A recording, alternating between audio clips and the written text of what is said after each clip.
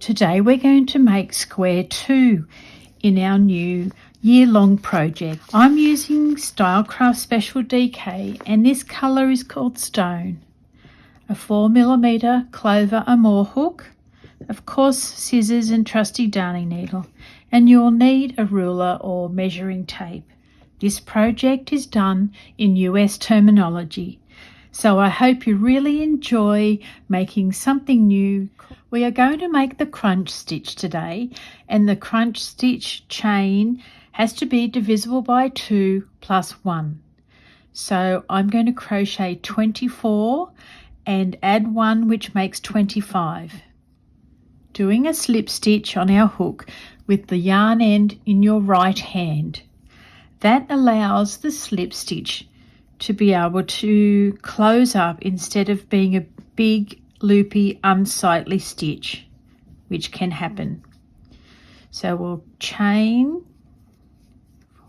5, 6, 7, 8, 9, 10. I'll see you at the end of 25.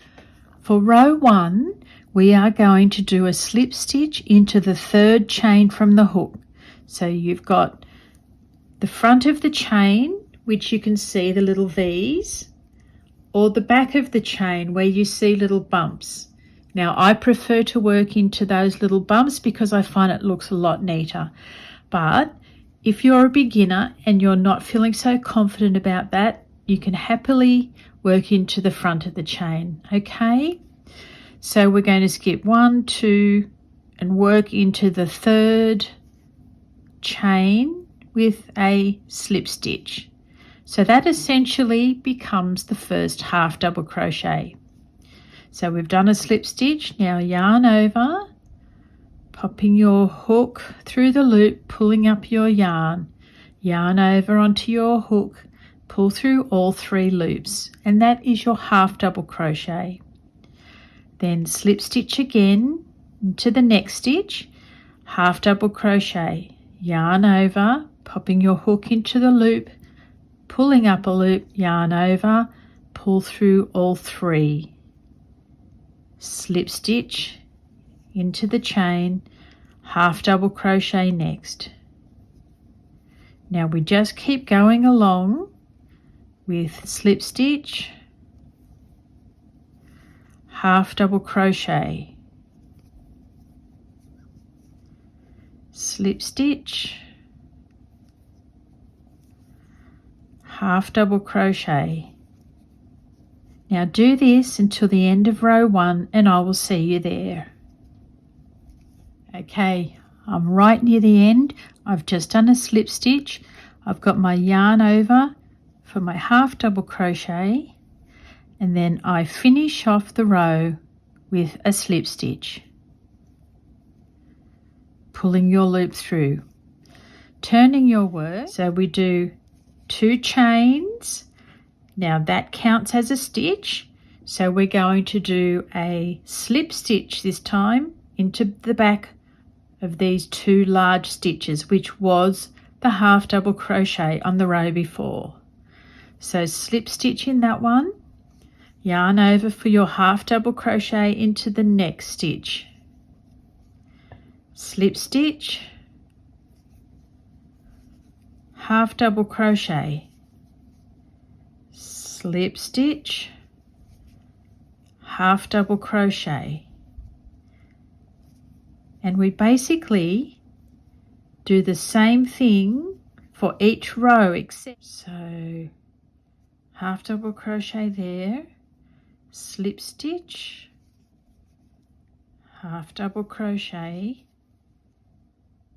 slip stitch, half double crochet, and slip, half double crochet, slip, half double crochet. Righto, coming to the end of row 2, you might get a little bit tricked here. This is that 2 chain turning chain that we made at the end of row 1. we need to do a half double crochet into that first chain space and then a slip stitch into the next. So we're always ending with a slip stitch. Turning your work, having a little look. I am really enjoying this gentle texture. That's exactly what I was hoping for.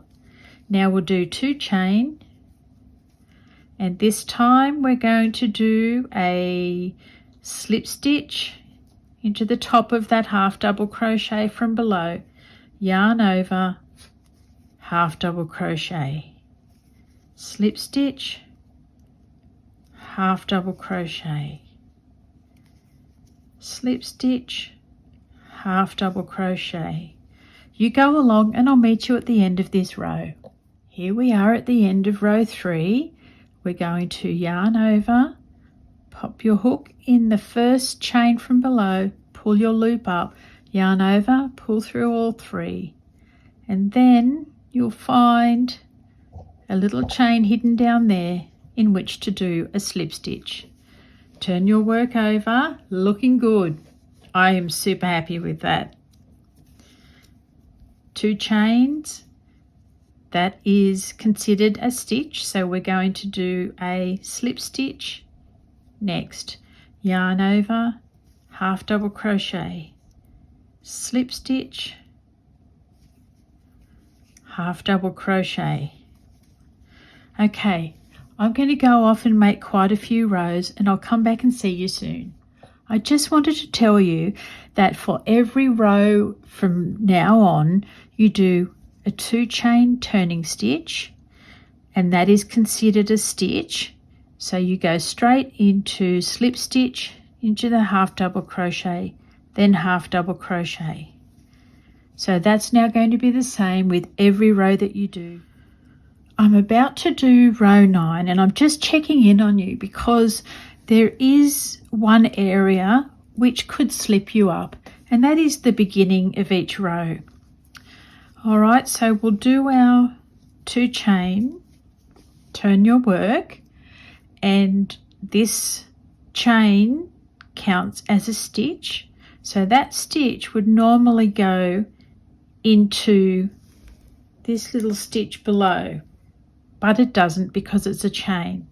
So we are always starting our row with a slip stitch in this bigger one, which was the half double crochet, straight into the back of it there with the slip stitch, yarn over, and there's a smaller little stitch opening just next to it. So slip stitch into the bigger one, half double crochet into the smaller one, which was a chain in the previous row, slip stitch, half double crochet, slip stitch, half double crochet. I hope you're going along well, but I just thought I'd better mention that in case some of you were getting tied up on the very beginning. Okay, a little bit further to go. Because each stitch is going to produce a different size square, we aren't going to be able to measure by chains and rows. We will just have to measure with our ruler. That is 26 centimeters wide,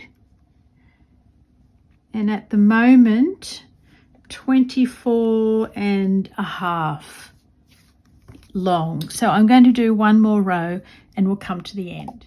I've just done my last row because that row takes my measurement to 26 centimeters by 26 centimeters. Just perfect. So we're going to snip off our end, pull your yarn through and go off and weave in your ends, and I'll see you back here soon. Now we have completed our crunch stitch square, and I love it so. The mild texture just looks like waves, and I think this may have inspired my colour choice.